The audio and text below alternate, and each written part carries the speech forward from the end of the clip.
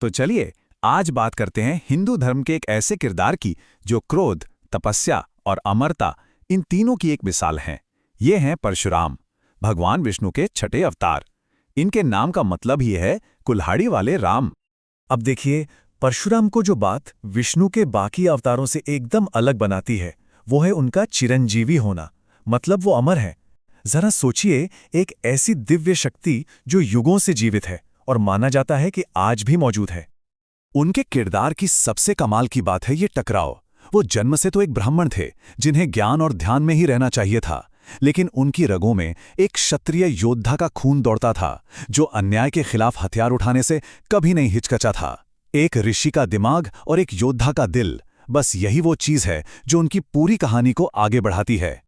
तो चलिए अब उनकी कहानी के उस मोड़ पर चलते हैं जिसने उनके अंदर के इस योद्धा को जगाया और उनकी किस्मत को हमेशा के लिए बदल दिया।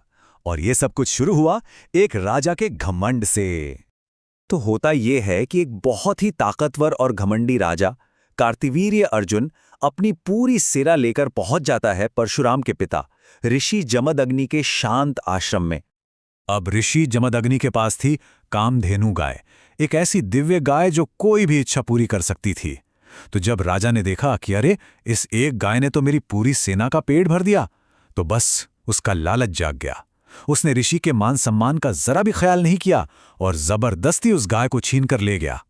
और जैसे ही परशुराम को इस जबरदस्ती का पता चला, उनका जो ब्राह्मण वाला संयम था वो टूट गया और अंदर का क्षत्रिय जाग उठा। वो अकेले ही राजा कार्तवीर्य अर्जुन से भिड़ गए, उसकी 1000 भुजाओं को काट डाला और उससे मारकर दिव्य गाय को वापस आश्रम ले आए। लेकिन बदले की ये आग यही नहीं बुझी। अपने पिता की मौत का बदला लेने के लिए राजा के बेटों ने एक बहुत ही कायराना काम किया। वो आश्रम में घुसे और ध्यान में बैठे निहत्थे ऋषि जमदग्नि की बेरहमी से हत्या कर दी। पिता के इस बेरहमी से हुई हत्या ने परशुराम के अंदर के दुख को एक ऐसे ज्वालामुखी में बदल दिया जो सब कुछ तबाह कर सकता था।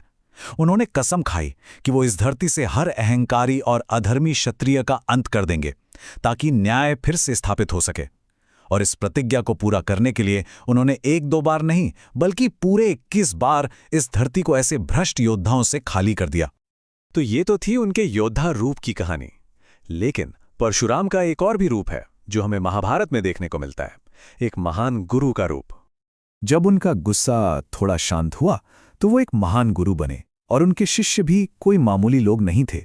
उन्होंने महाभारत के 3 सबसे बड़े योद्धाओं को ट्रेनिंग दी। भीष्म, जो कुरुवंश के पितामह थे, द्रोणाचार्य, जो पांडवों और कौरवों के गुरु बने, और कर्ण, जो उस युग के सबसे महान धनुर्धरों में से एक कहलाए।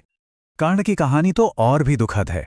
कर्ण ने अपनी असली पहचान कि वो एक क्षत्रिय है, ये बात छिपाकर परशुराम से शिक्षा ली थी, और जब सच सामने आया तो गुस्से में परशुराम ने उसे श्राप दे दिया कि सबसे मुश्किल घड़ी में, जब उसे अपने सबसे शक्तिशाली हथियार की सबसे ज्यादा जरूरत होगी, वो उसका मंत्र ही भूल जाएगा।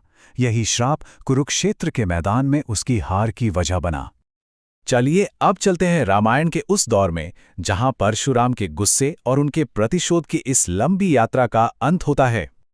तो मौका था सीता स्वयंवर का, जहां राम भगवान शिव का दिव्य धनुष तोड़ देते हैं। अब जैसे ही धनुष टूटने की आवाज गूंजती है, परशुराम, जो शिव के बहुत बड़े भक्त थे, गुस्से से आग बबूला होकर सभा में आ पहुंचते हैं। और वहां विष्णु के एक अवतार का सामना होता है विष्णु के ही दूसरे अवतार से। वो राम को चुनौती तो देते हैं, लेकिन जैसे ही राम बड़ी आसानी से विष्णु के धनुष पर प्रत्यंचा चढ़ाते हैं, परशुराम को सब कुछ समझ आ जाता है।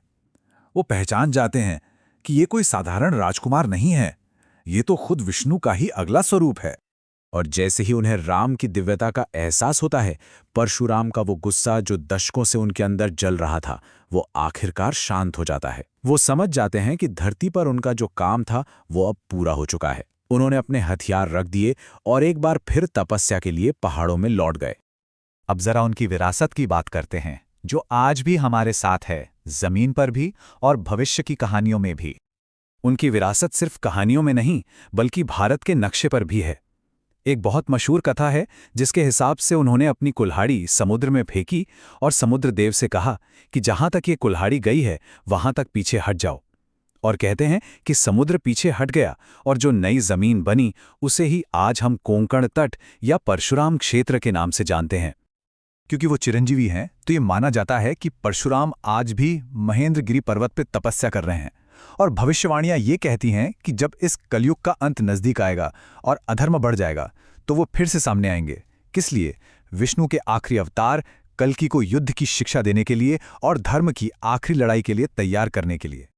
तो आखिर में ये एक सवाल हमारे सामने आता है, एक ऐसा देवता जो अपने भयानक गुस्से और बदले के लिए जाना गया, वो भविष्य को बचाने वाले का गुरु कैसे बन सकता है?